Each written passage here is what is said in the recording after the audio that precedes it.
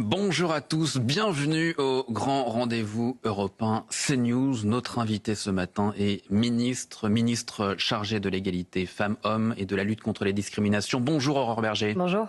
Merci d'être avec nous ce matin. Vous étiez ces derniers jours en Israël. La France doit-elle faire plus face à l'antisémitisme ? Après la mort de Quentin Derenque à Lyon, quelle réponse le gouvernement peut-il apporter ? Le camp présidentiel soutiendrait-il encore LFI pour faire barrage au RN, comme ce fut le cas lors des dernières législatives ? À mes côtés pour vous interroger, Mathieu Bock-Côté pour CNews. Bonjour Mathieu. Bonjour. Et Stéphane Dupont pour Les Échos. Bonjour Stéphane. Bonjour. Aurore Berger, une semaine après la mort de Quentin Derenque est encore dans tous les esprits. Est-ce qu'un seuil a été franchi ces derniers jours ? Est-ce qu'à vos yeux, la France insoumise est devenue un parti à considérer comme un danger pour la République ? Je ne sais pas s'il est devenu, je crois que ça fait longtemps qu'il l'était déjà, et je pense que les mots en politique, malheureusement, ils précèdent souvent les coups. Et c'est ça qui s'est passé, c'est-à-dire qu'on est passé de la théorie à la pratique, en fait, avec la France insoumise et ses proxys, puisque quand on parle de la Jeune Garde, on parle d'un proxy de la France insoumise qui a d'ailleurs soutenu l'intégralité des candidats du Nouveau Front Populaire en 2024, Parti Socialiste compris. Et donc j'espère en tout cas que ce drame épouvantable, et je pense évidemment d'abord à ses parents et à ses proches, fera prendre conscience à chacun du danger que représente pour notre pays, pour notre cohésion, pour nos valeurs, pour la démocratie, la France insoumise. Vous voulez dire que la France insoumise a une forme de responsabilité politique, morale, dans ce qui a pu se passer ces derniers jours à Lyon ? Oui, mais parce que, en fait, dans l'ADN même de la France insoumise, il y a cette volonté systématique de la brutalisation du débat public, de la conflictualisation permanente de la vie politique. Souvent, dans ces meetings, il suffit d'écouter, en fait, ce que dit Jean-Luc Mélenchon. Peut-être qu'on a l'impression que les extrêmes, en fait, c'est que des mots et puis que ça se traduit jamais dans les actes. Mais dans ces meetings, lui-même, il dit quoi ? Il dit « ça se finira entre eux et nous ». Ça se finira entre eux et nous. Voilà ce qui s'est produit ensuite dans un affrontement de rue où un jeune homme a été lynché alors qu'il était déjà au sol et où il a été tabassé jusqu'à entraîner sa mort avec la volonté délibérée de continuer à frapper, à molester un jeune homme à terre. Mais voilà ce qui s'est produit. Et puis avec des députés de la France insoumise qui sont issus de ces factions-là. Raphaël Arnaud, pour ne pas le citer, est quand même un député fiché S et un député qui était... Madame Berger, est-ce qu'il a encore sa place à l'Assemblée nationale, Raphaël Arnaud ? Malheureusement, il n'y a rien qui légalement nous permettrait de l'enlever. Mis en examen, un qui est incarcéré. Est-ce qu'aujourd'hui...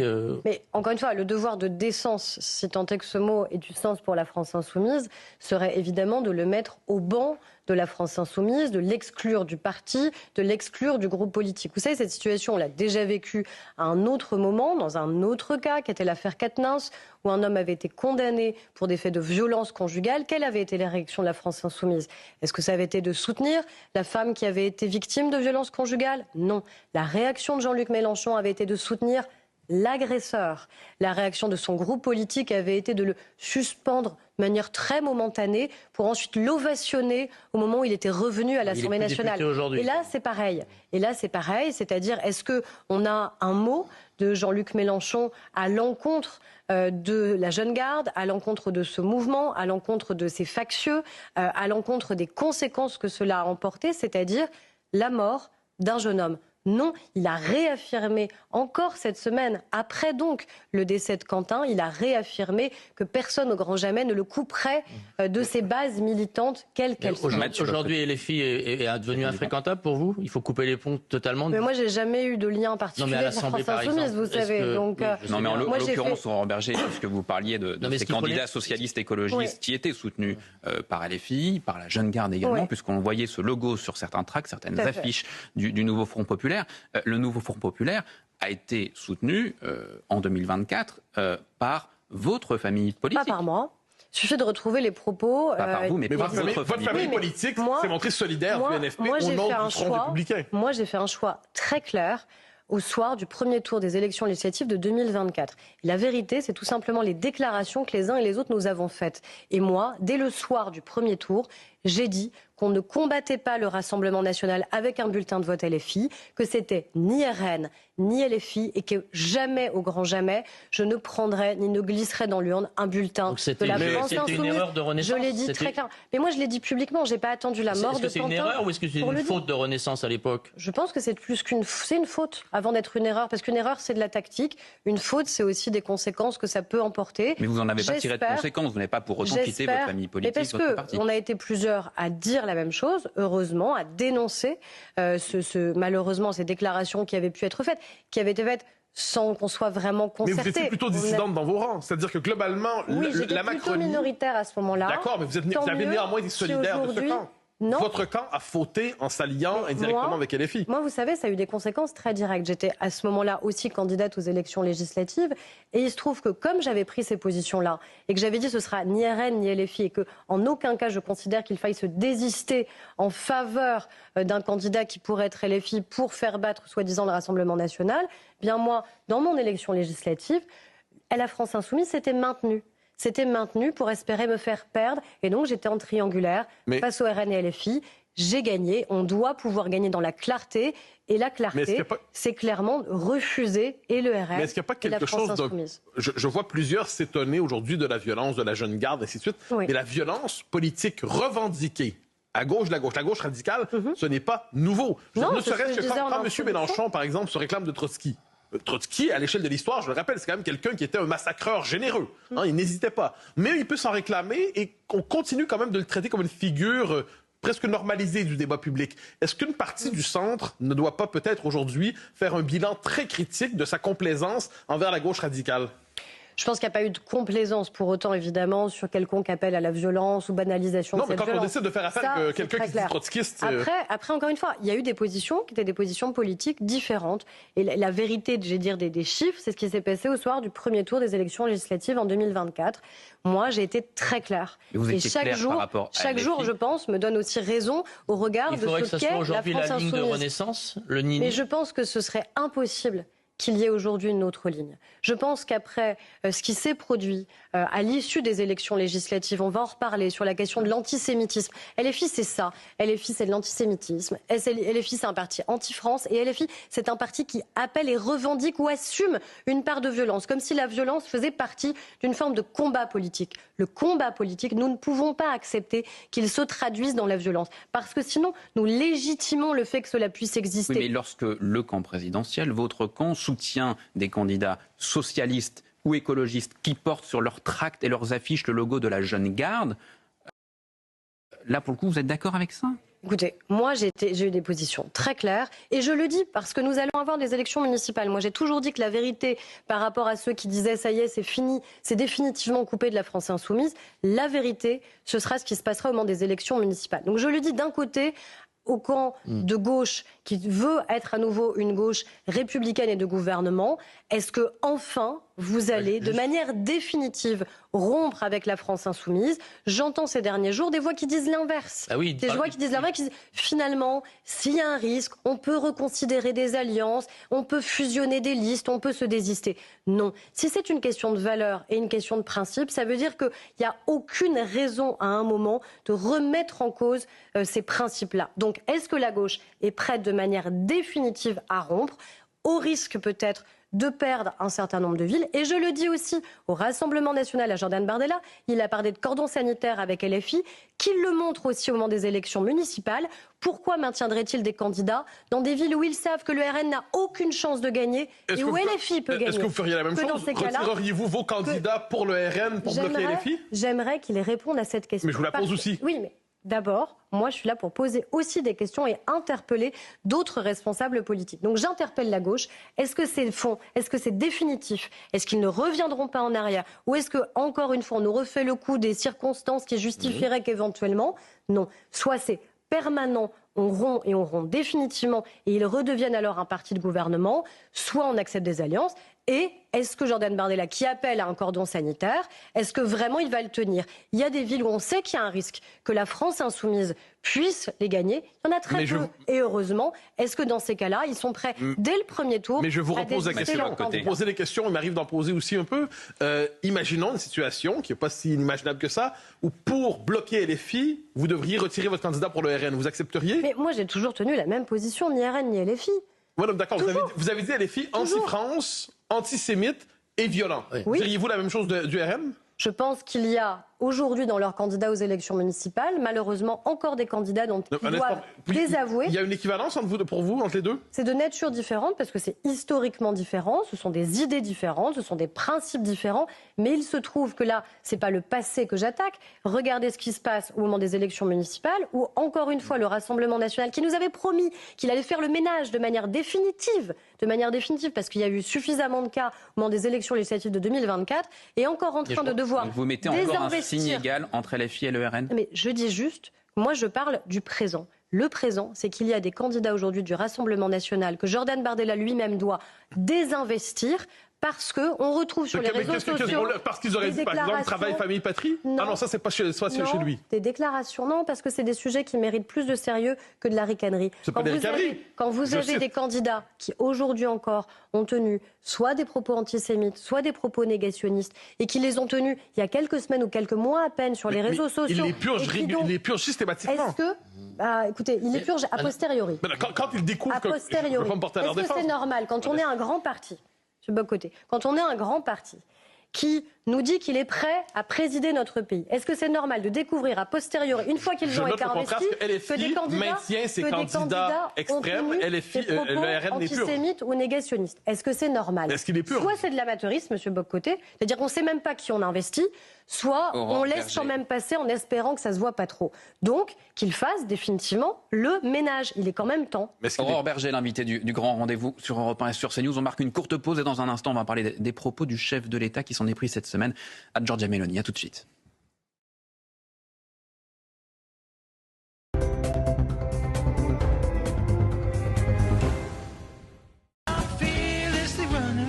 Protégez votre chien contre les puces électriques pendant 1 mois grâce à Front Pro.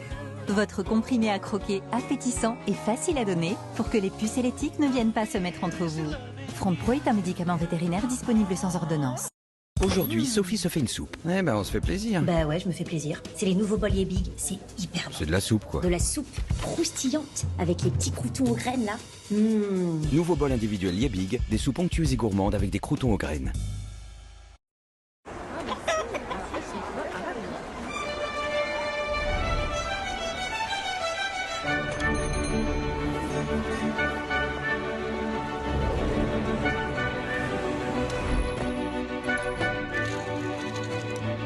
C'est parce que nous sommes aux côtés des professionnels depuis plus de 100 ans que nous comprenons leurs besoins. Découvrez nos véhicules conçus pour chaque métier, transformés en France dans nos usines de Batilly, Maubeuge et Sandouville. Penny Lane présente Quand la compta va, tout va. Mais attention, le 1er septembre, la réforme de la facturation électronique arrive. Heureusement, avec Penny Lane, vous êtes déjà prêt. Demandez vite conseil à votre expert comptable et découvrez Penny Lane, l'outil qui réunit compta, facturation et compte pro.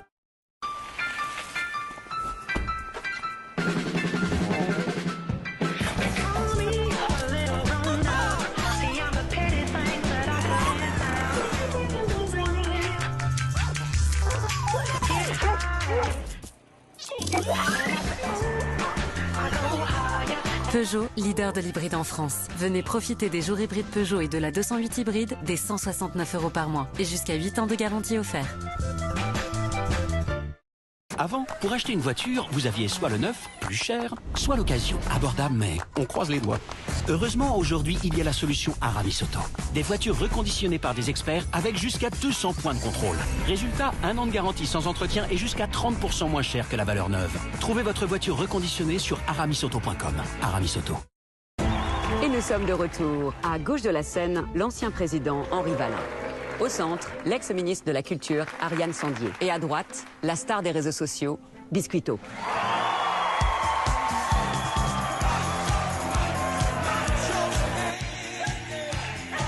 Le futur est imprévisible. Pas la garantie de votre Citroën. Citroën WeCare. Nos modèles sont garantis jusqu'à 8 ans. Dans 8 ans, moi aussi je me présente.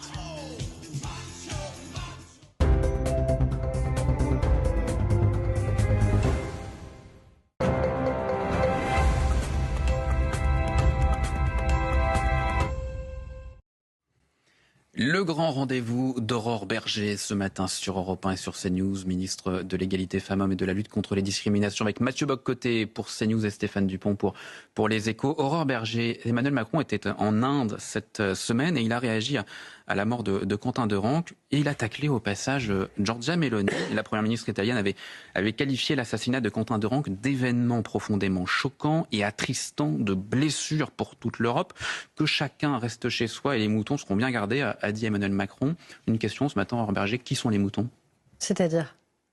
Aux yeux du chef de l'État, il dit que chacun reste chez soi et les moutons seront bien gardés. Qui sont les moutons ? Parce que c'est une expression populaire que les Français emploient eux-mêmes régulièrement. Français sont des moutons ?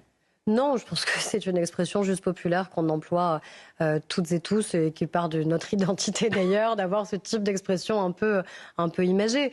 Je pense que ce qu'a dit le président de la République est que quand on a un drame de cette nature, il y a un devoir de décence d'abord évidemment, il y a un devoir de compassion vis-à-vis des familles. C'était pas la nature je pense du message que c'est de la première ministre important et je pense que c'est important en effet que les autres pays ne cherchent pas à utiliser ce qui s'est produit pour en tirer des conséquences politiques. Et je pense que Madame Meloni, dans les mots de Giorgia Meloni. Je pense que Mme Meloni n'aurait pas apprécié si un tel drame s'était produit dans son pays, que le président de la République s'exprime et en tire des conséquences politiques. Je crois que c'est uniquement ça qui a été dit. Mais est-ce qu'il n'y a pas un paradoxe, c'est-à-dire que, vous me corrigerez, mais le président de la République est probablement le plus européen de tout, européiste même, de tous les présidents de la République depuis longtemps. La conscience européenne, il plaide pour cela. Le destin commun de l'Europe, il plaide pour ça. Et là, soudainement, Mme Meloni s'inquiète de ce qui se passe en France parce que des choses semblables sont arrivées en Italie. Et soudainement, elle devrait rester chez elle. Est-ce qu'il est soudainement souverainiste sans nous avoir avertis ? Non, mais je pense qu'il pointe justement cette forme de paradoxe, c'est-à-dire que ceux qui se prétendent les plus souverainistes sont souvent les plus interventionnistes chez les autres. Mais la conscience européenne, ça existe là-dedans. L'extrême gauche est une menace partout. S'inquiéter de la violence politique qui tue un jeune homme de 23 ans. Je pense que personne ne reproche à Mme Meloni de s'être émue, évidemment, du fait que Quentin ait été assassiné sauvagement et que l'extrême gauche en soit vraisemblablement la responsable. Et puis l'enquête judiciaire est en cours et dira exactement les responsabilités de chacune et de chacun.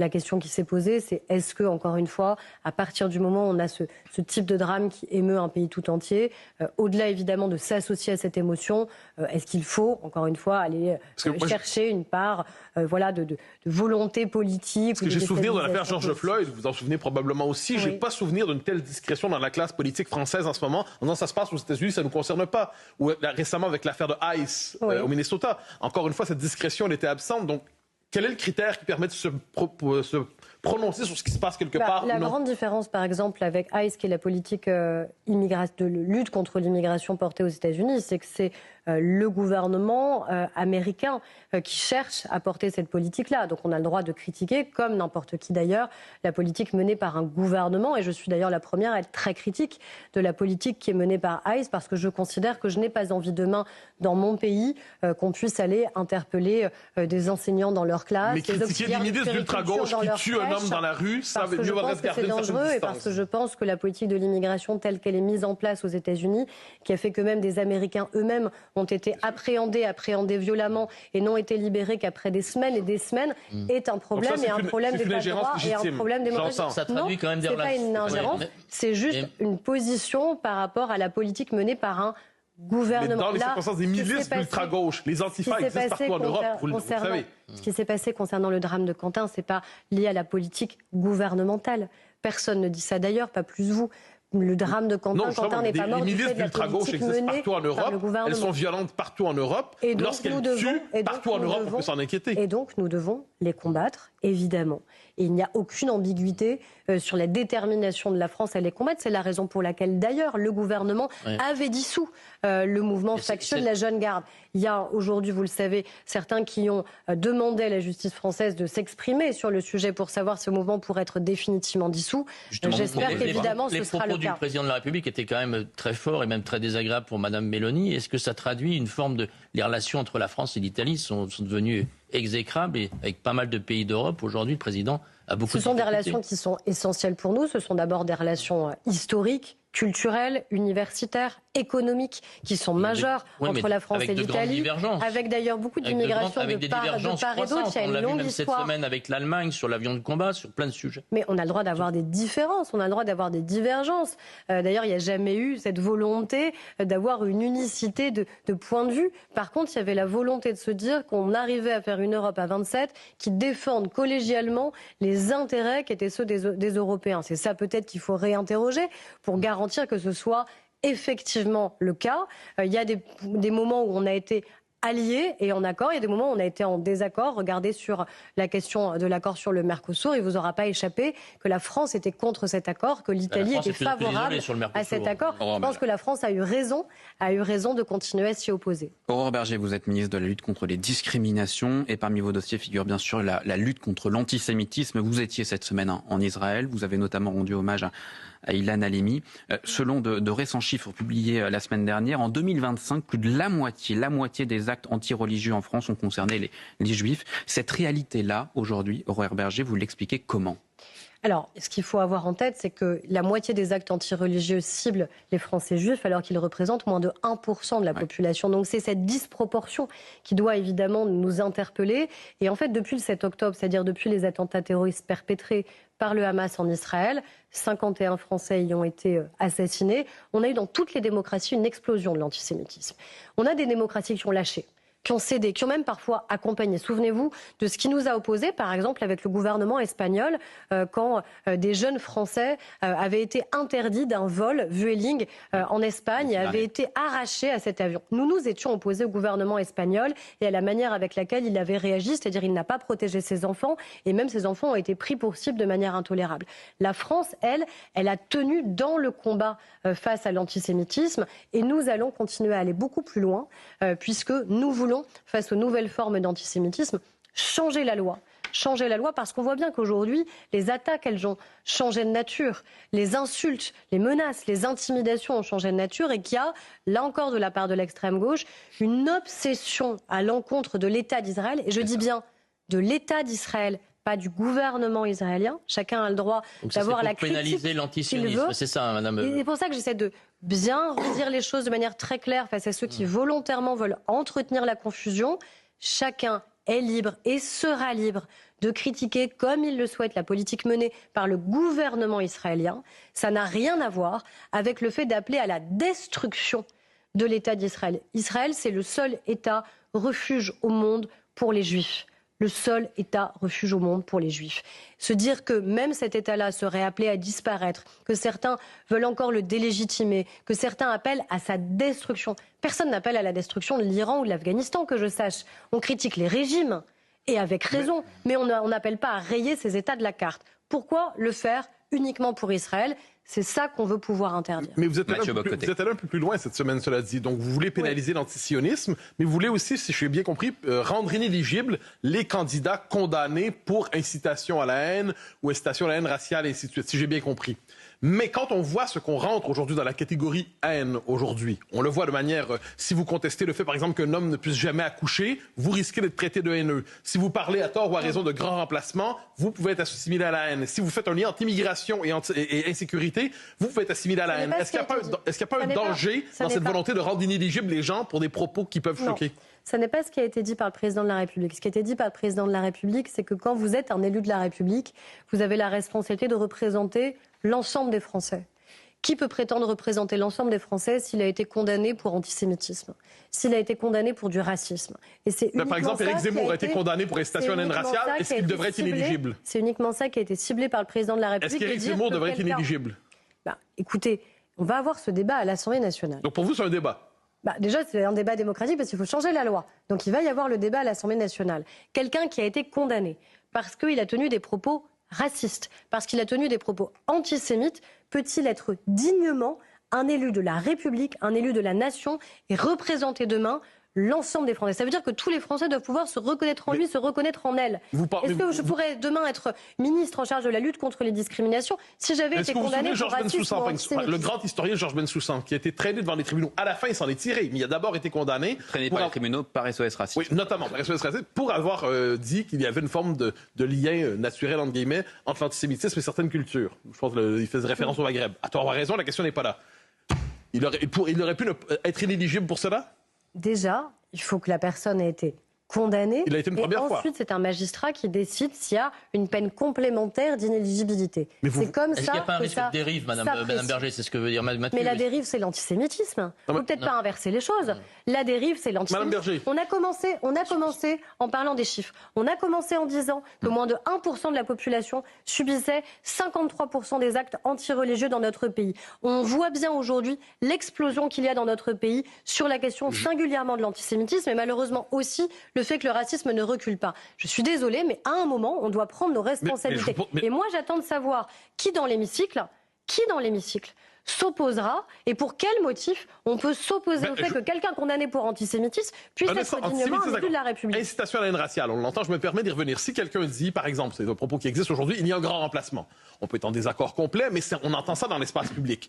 Plusieurs voient là-dedans le propos haineux. Quelqu'un qui dit cela doit-il être inéligible? Quelqu'un qui dit ça, on peut le contester politiquement, on peut avoir un débat politique. Moi, je ne crois pas à la théorie du grand remplacement. Mais on va le traîner devant les tribunaux. Je ne pense pas qu'on soit condamné à incitation à la haine raciale si on dit ça. On dit ça. Si je peux me permettre, vu la tendance de l'extension du domaine de la haine, aujourd'hui, ça va être le cas demain. Le problème de l'extension du domaine de la haine, c'est plutôt qu'à la fin, ça finit avec Quentin. L'extension du domaine de la haine, ça finit dans une tenaille identitaire entre le RN et la France Quand Marion Maréchal dit, par exemple, que jamais un homme ne pourra accoucher, on l'a accusé de propos haineux. Non, mais là, on parle de racisme ou d'antisémitisme. Vous parlez de haine. C'est ça, les propos. Non, mais ce qu'a dit le président de la République, il suffit d'écouter le discours. Il est public. Ce qu'a dit le président de la République, c'est racisme ou antisémitisme. Voilà. C'est ni plus ni moins ça. Et c'est suffisant, parce que le cœur des valeurs que nous défendons dans notre pays, des valeurs démocratiques qui sont les nôtres, ça fait que l'on rejette dans le même mouvement l'antisémitisme et le racisme. Et que la force de notre pays, justement, c'est de ne pas hiérarchiser, c'est de ne pas trier. On ne va pas faire une loi en disant, alors parce que c'est l'antisémitisme, on accepterait que les personnes soient rendues inéligibles, mais ce serait moins grave quand il y aurait du racisme, M. Bock-Côté. Ce serait moins grave si c'était du racisme. Berger est l'invité du grand rendez-vous sur Europe 1 et sur CNews. On poursuit le débat même mouvement racisme et antisémitisme. Dans un instant, juste après la pause. À tout de suite.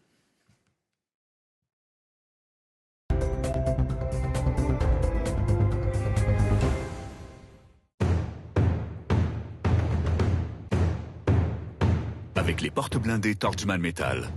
Votre sécurité en toute sérénité. Allez, reprenons depuis le début. Quelle est votre couleur préférée? Le rouge. Votre date de naissance? Demandez à ma mère. Vous êtes toujours aussi calme. C'est un don. Ce gars n'a aucune émotion. J'ai une surprise pour vous. Il n'y a vraiment rien qui vous fait vibrer? Vraiment? Qu'est-ce que je peux dire? Alfa Romeo Junior, le cœur ne ment jamais. Alfa Romeo Junior Electrica ou Hybrida à partir de 240 € par mois. Jusqu'à 8 ans de garantie.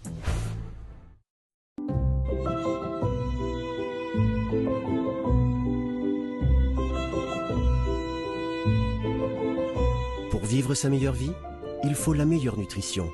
Edgar et Cooper, des repas vraiment nutritifs. Younes, cuisine. Frère, tu vas jamais goûter à ma salade de brosse. Brosse à dents, brosse à récurer, brosse à cheveux. T'as pas mis de peigne? Des peignes. Waouh. C'est quoi? Je vais la kiffer solo, ma petite salade de brosse. Le jour où vous aimerez les brosses, nous baisserons leur prix. En attendant, chez Auchan, nous faisons le choix de baisser le prix des produits que vous aimez vraiment. Comme les pâtes Fusilia, 63 centimes. Auchan, le choix, le bon. Quand ma voisine m'a vu sourire au téléphone, elle a dit à tout le quartier que j'étais amoureuse. Je crois qu'il a fait des bougies, elle est amoureuse. Amoureuse. Alors qu'en fait, j'étais juste avec Max, mon conseiller EDF. 9 clients sur 10 sont satisfaits d'EDF. Forcément, ça fait parler. En ce moment, jusqu'à 100 € remboursés pour tout nouveau contrat d'énergie en offre de marché. Un cambriolage a lieu toutes les 2 minutes. Dès qu'une tentative d'intrusion est détectée, les agents de télésurveillance réagissent en quelques secondes et préviennent les forces de l'ordre pour protéger ce qui vous est cher. Rendez-vous sur vérissure.fr ou appelez le 3110. Nous fabriquons des véhicules d'occasion. Renew, à découvrir dans les réseaux Renault et Dacia. Annonce gratuite, la centrale. Annonce pas payante, La Centrale. Avec notre dépôt d'annonces gratuit, vendre son véhicule, c'est simple. La Centrale. Douce France, ce plaisir, je sais d'où il vient. De nos régions, oui, des gens bien. Rassurant pour tous les miens. Douce France, savourons des moments tendres.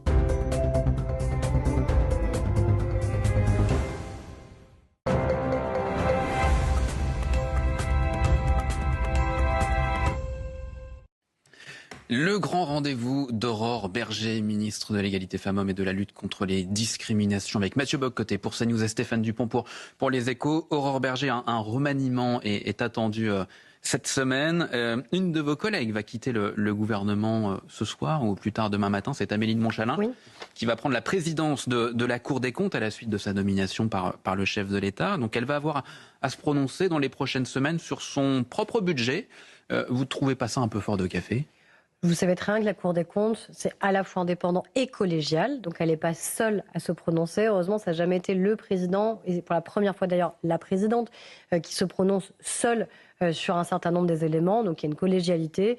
Et je pense que tout le monde sera tellement attentif justement au premier rapport de la Cour des comptes sous la présidence d'Amélie de Montchalin que je n'ai aucun doute sur évidemment l'indépendance, sur la manière avec laquelle elle dira. Sous la Ve République, qu'un ministre en exercice soit appelé à prendre la tête de la Cour des comptes. Jusqu'à présent, mais j'ai pas vu une seule personne mettre en cause d'ailleurs sa compétence et sa légitimité. C'est pas le sujet, c'est le conflit d'intérêt le sujet. Est-ce que le principal critère, c'est pas la compétence quand même ? Certains ont mis sa compétence. Ah bon, qui ? Notamment du côté d'autres parmi les oppositions, que ce soit à gauche, à droite. Non, ils n'ont pas mis en cause sa compétence. Ils ont considéré que parce qu'elle était une ancienne ministre ou future ancienne ministre, elle n'avait pas à. Mais ils n'ont pas mis en cause la compétence. Et qu'elle avait un bilan et que son bilan n'était pas forcément le plus glorieux. Mais ça, après, c'est un débat politique de considérer est-ce qu'elle a un bon ou un mauvais bilan. Ça s'appelle quelqu'un qui a un mauvais bilan politique en matière de finances publiques. Théoriquement, ça pourrait nous amener à douter de la compétence. C'est votre point de vue. Non, c'est l'état des finances. Non, là, c'est la réalité des chiffres, en l'occurrence. Les finances publiques vont bien. Ce que je sais, c'est qu'on cherche volontairement à réduire le déficit public. Il ne vous aura pas totalement échappé que notre objectif là était absolument et impérativement de repasser sous la barre des 5% de déficit public, que ça n'a pas toujours été aisé, notamment à l'Assemblée nationale, de le faire, que si on avait retenu ici tous les amendements de la France Insoumise, là, tous les amendements du Rassemblement national, on aurait explosé les chiffres du déficit public et explosé les chiffres de la fiscalité dans notre pays. Vous voyez Madame de Montchalin, dans 8 jours, dans 15 jours, nous dire la trajectoire des finances publiques de la France, elle est hors de contrôle.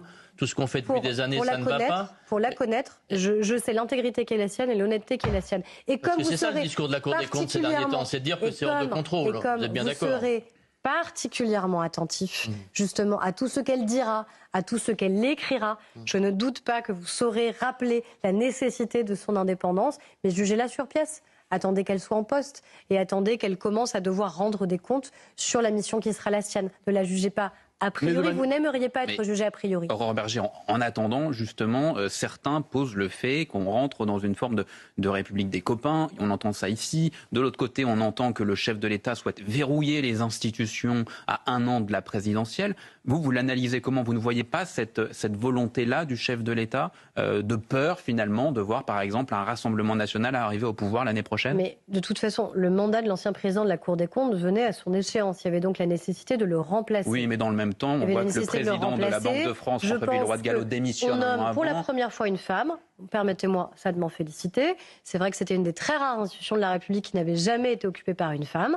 Et puis, c'est elle qui fera... C'est un critère de plus dans la sélection ? C'est elle qui fera ses preuves. Non, mais on peut considérer que c'était une anomalie qui n'est jamais... Vous dites d'abord la compétence, ensuite vous dites par une femme. Donc le critère sexuel doit être tenu comme un élément de compétence. Ce n'est pas ce que j'ai dit. Mais permettez-moi de me réjouir que pour la première fois, une femme soit nommée à ce poste. Et vous verrez que ça n'est pas parce que c'est une femme qu'elle abaissera le niveau de l'institution. Mais personne pense ça. Qui pense ça ? Vous pensez vraiment que personne ne le pense ? Personne ne pense ça. Eh ben, je suis ravie de vous l'entendre dire. Vous seriez surpris l'état du sexisme dans notre pays, monsieur Bock-Côté. J'étais étonné d'entendre le fait que mentionner son sexe est un élément qui participe à sa compétence. Quand c'est la première fois, évidemment, on continue à dire c'est la première fois qu'une femme... Pour la première fois, la Banque Centrale Européenne est présidée par une femme, Christine Lagarde, une Française, qui manifestement va écourter son mandat pour que le président de la République puisse participer à la nomination de son successeur, ce qui ne serait pas le cas si elle allait au terme de son mandat, puisque ça serait après l'élection présidentielle. Est-ce que ça vous paraît normal ? Et c'est elle qui décidera ou pas de mettre un terme plutôt à son mandat. Je pense que chacun connaît la compétence qui est celle de Christine Lagarde, la liberté aussi qui est la sienne. Je ne crois que personne n'a matière à lui forcer la main d'une quelconque manière. Donc si elle décide de le faire, c'est elle qui décidera de manière totalement indépendante de le faire. Mais là, ça s'accumule parce qu'on a le sentiment aussi, on a appris également dans la même période que le président de la Banque de France, François Villeroy-de-Galhau, décidait lui aussi de démissionner avant la fin de son mandat. Vous ne trouvez pas que ça commence un peu à faire beaucoup? Mais ce sont des institutions qui sont des institutions importantes pour notre pays. La Cour des comptes était à renouveler. Elle a été renouvelée. L'ancienne ministre du Budget y a été nommée. Elle sera ensuite jugée sur la manière avec laquelle elle présidera cette institution. Et vous serez là pour la critiquer autant que nécessaire si jamais il y avait matière à critique. Et puis après, il y aura en effet le renouvellement d'un certain nombre d'institutions qui sont importantes pour la vie démocratique de notre pays, tout simplement. Voilà, je pense qu'il n'y a rien à aller chercher d'autre que cela. Mais imaginons qu'il y ait quelque chose d'autre à aller chercher. Par exemple, un sentiment de défiance envers la classe politique aujourd'hui. Peut-être l'impression qu'entre un poste, je pense à Mme Montchalin, donc ministre, Cour des comptes, peut-être un sas de décompression. Théoriquement, ce ne serait pas inimaginable. Peut-être si vous étiez dans l'opposition, vous exigeriez vous-même un sas de décompression. C'est fait par le passé, toujours eu un sas de décompression. Est-ce que le sas de décompression n'est pas une tradition de la République? Oh, vous savez, il n'est pas impossible que d'anciens présidents de la République, ici de gauche ou là de droite, aient parfois dans le passé nommé des proches à eux qui n'étaient pas forcément les plus compétents pour un certain nombre de postes. Il se peut même que les journalistes aient beaucoup critiqué cette République, parfois en effet, comme vous le dites, de copains qui faisaient que des gens étaient nommés sans qu'ils en aient eu la compétence. Mais là, ça a changé. Raison pour laquelle, par exemple, c'est pas le cas avec Emmanuel Macron. Raison pour laquelle, par exemple, on a supprimé la possibilité pour le président de la République de nommer en Conseil des ministres, ici, des membres de la Cour des comptes, là, des membres du Conseil d'État. Ça ne se fait plus. Ça ne se fait plus. C'était une politique que l'on pourrait éventuellement nommer de recasage qui a longtemps existé à gauche comme à droite. Sur beaucoup de postes importants, l'Assemblée nationale et le Sénat sont consultés, ont même un droit de veto. Oui. C'est pas le cas pour la présidence de la Cour des comptes. Est-ce que ça vous paraît anormal? Parce que c'est dans la Constitution, en fait, les postes qui doivent être... Il y a dans la Constitution un certain nombre de postes où il n'y a pas d'autre choix que d'avoir un vote qui est un vote conforme et de l'Assemblée nationale et du Sénat. Après, il appartient pour le coup aussi aux parlementaires de réinterroger cela sur un certain nombre de postes s'ils considèrent qu'il faudrait élargir le nombre de postes où cela serait en effet aussi de leur responsabilité. Pourquoi pas? Mais c'est à eux de le dire. Il ne faut pas le faire parce qu'on n'aimerait pas telle ou telle personnalité. Soit on se dit c'est une règle absolue, il faut que sur tous les postes ce soit le cas. Mais là, disons que ça viendrait un peu à point nommé en considérant que ce serait un mauvais choix. Encore une fois, moi je trouve que ce qui est un peu étonnant, c'est de la juger avant même, comme l'ont fait ses prédécesseurs. La juger avant même qu'elle ait pris ses fonctions, alors que la veille, tout le monde trouvait qu'elle était une formidable ministre du Budget et qu'il y avait des portraits dans la presse d'elle où il y avait des citations du RN jusqu'à la France Insoumise en passant par les LR et le Parti Socialiste qui disaient à quel point c'était formidable de travailler avec elle et qu'elle était très compétente. Puis le lendemain, elle est nommée à la Cour des comptes et là, elle devient profondément incompétente. Peut-être qu'on peut y voir un peu de politique, non? Mais il ne faut pas un peu de politique, si je peux me permettre, vous faites pas un peu de politique vous-même en ce moment, c'est-à-dire... Ça m'arrive de faire de la politique. C'est très bien, j'entends bien. J'ai bien compris, mais c'est pour ça que je me permets quelques questions. L'universalité de sa compétence n'était peut-être pas reconnue de manière aussi unanime. Des gens étaient critiques à son endroit. Des gens disent des finances publiques aussi catastrophiques. Celui qui nous y conduit, s'il est compétent, imagine s'il était incompétent.